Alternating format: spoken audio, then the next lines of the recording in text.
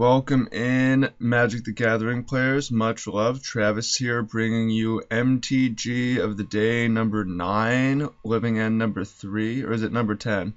With 66 card Living End as promised. I'm gonna go ahead and keep this, and might Simeon into a Recluse or Simeon into a Weaver. Here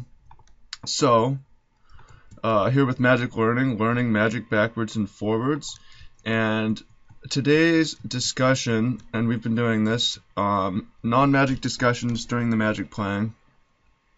I find it to be more entertaining. Today's discussion is on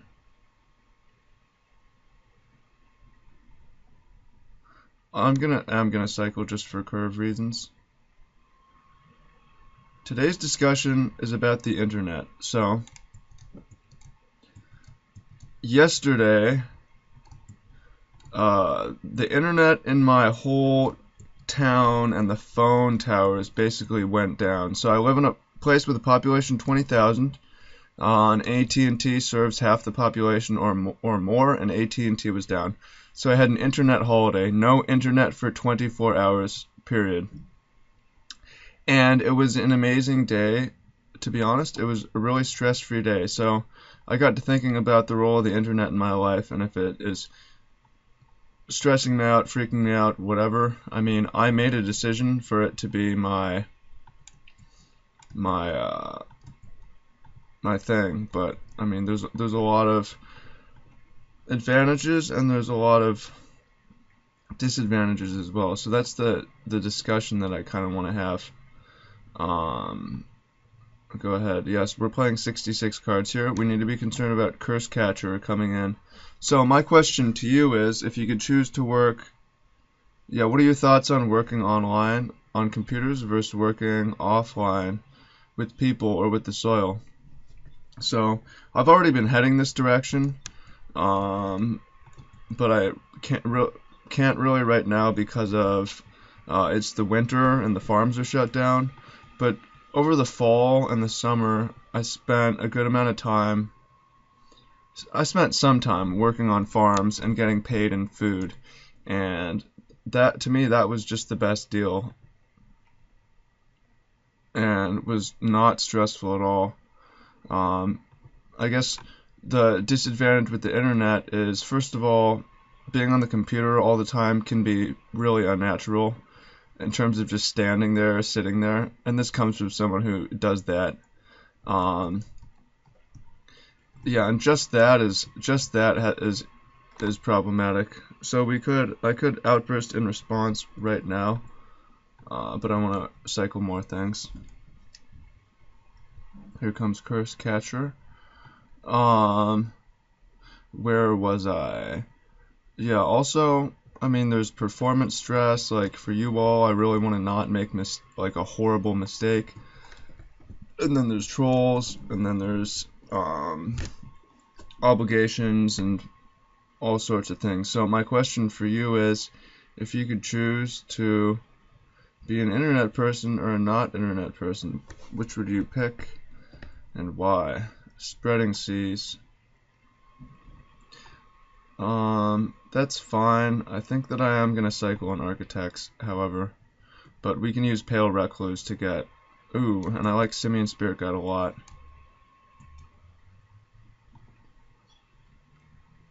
Yep, Simian Spirit Guide's going to be good. Yeah. Interesting. Ooh, if the opponent had made another Curse Catcher, it could have been problematic, but as is, you can go ahead and, well, we have to think about this. So we're going to be able to pay for those Curse Catchers. Yeah, it's just a matter of whether we want to get black mana or not. I think we probably do want to get black mana. I don't really want to pay life is the thing. So if we don't pay life, we're still at 14. Yeah, so it's okay to pay some life. So what you're gonna see from me is continued one video a day all the way up until next spring probably.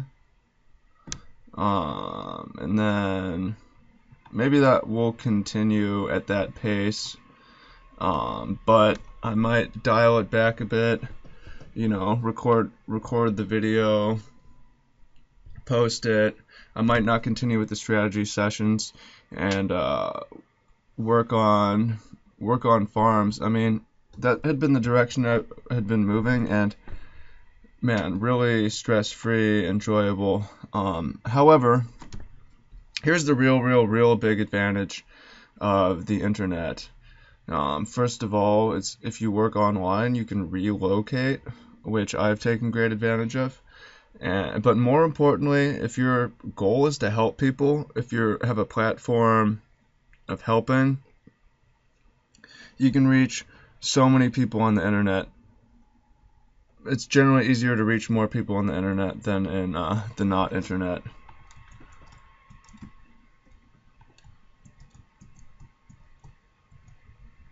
Okay, we should probably do this now. Red, green. The opponent is sure going to be disappointed. So, I mean, if I want to reach 1 million people or whatever, and I have an important message, which maybe I do, then the internet is a good call for that. Pay 1. Yes, Simian Spirit Guide, the Great Ape.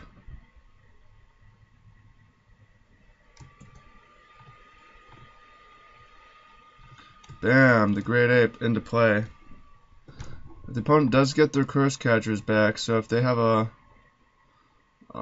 Marrow Reedry on the bottom for sure, I'm willing to give them an island over a Curse Catcher. Maybe should have given them the island, actually, because somewhat concerned about Master of Waves. The main thing is if there's an Island Walker. Okay, they don't have an Island Walker. Great. We can play a Deadshot Minotaur if we want. 8, 11, 16. I'm going to attack with everybody.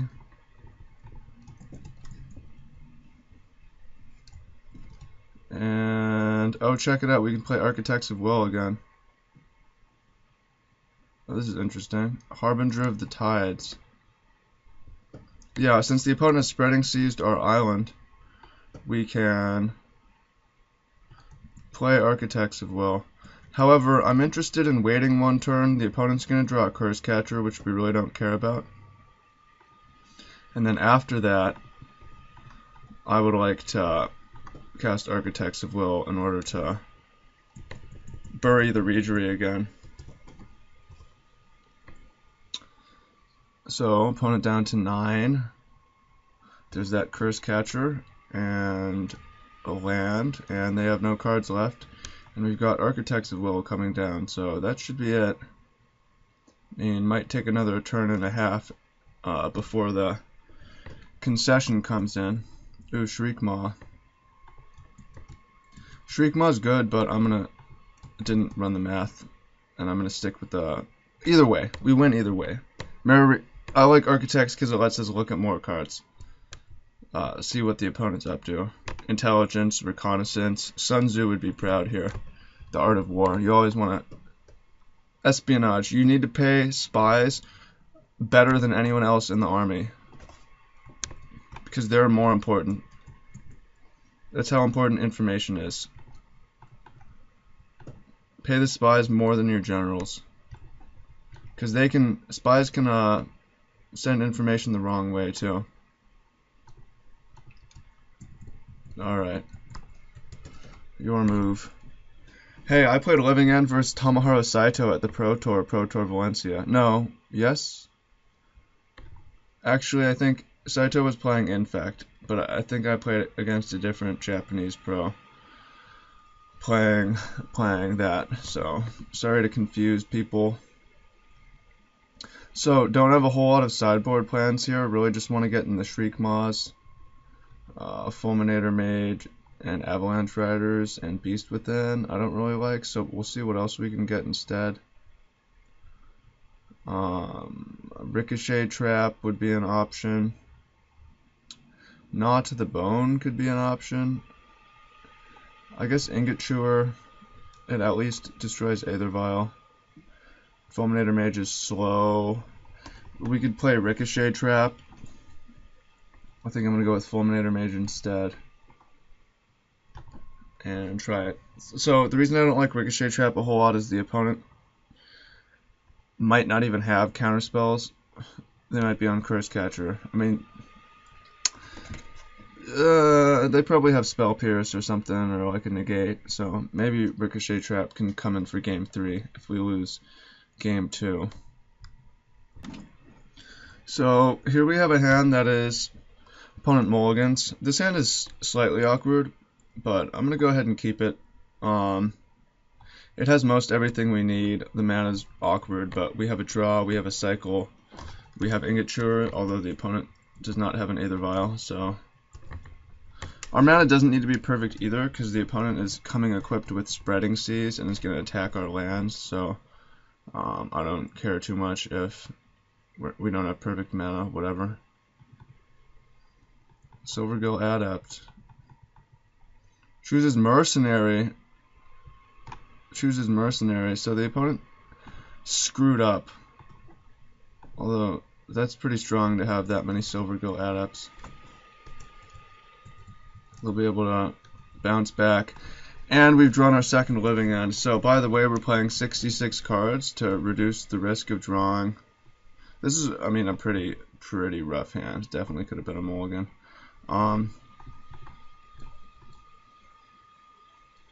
Well, there is the mana to cast Demonic Dread if we want to do that.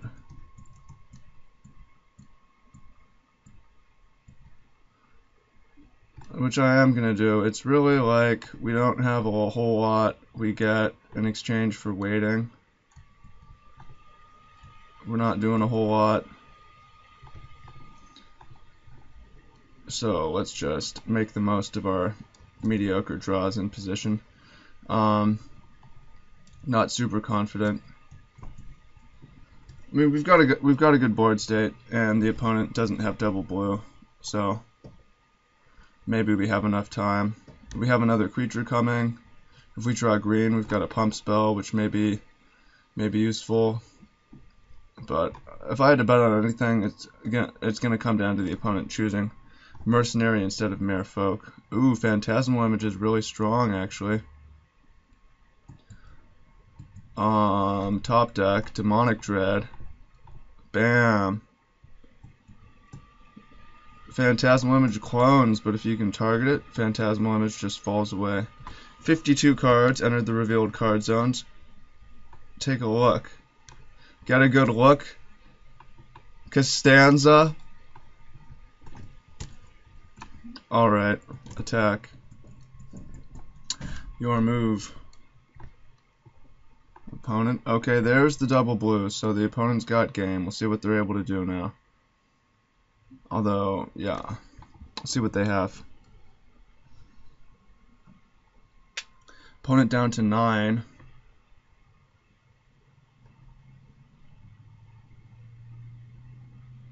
Opponent down to 9. Alright, here's Silvergill Adept, revealing a Curse Catcher. Let's see if there's... Did they already play land this turn? Yeah, okay. So, pretty weak from the opponent. They're going to have to chump block on this turn. Maybe they have Dismember, but not the most exciting thing. And, importantly, we just hit green, so we can cast Violent Outburst now. Not on this turn, but like we saw, Demonic Dread was 3 mana, kill your 5/6. Violent Outburst can be really good too. So it looks like the opponent... Oh, the opponent's going for the tradesies. Totally fine with that. They dropped a 1, so it looks like the Outburst is actually not going to be relevant. I think we're going to see a concession. So, or an epic continuation. Phantasmal Image, okay. But, I mean, the issue is that we have, yeah, top decks for days is the real issue. Bam. Blow up your Weaver. yeah, thanks for watching. Go ahead and take a look at the deck.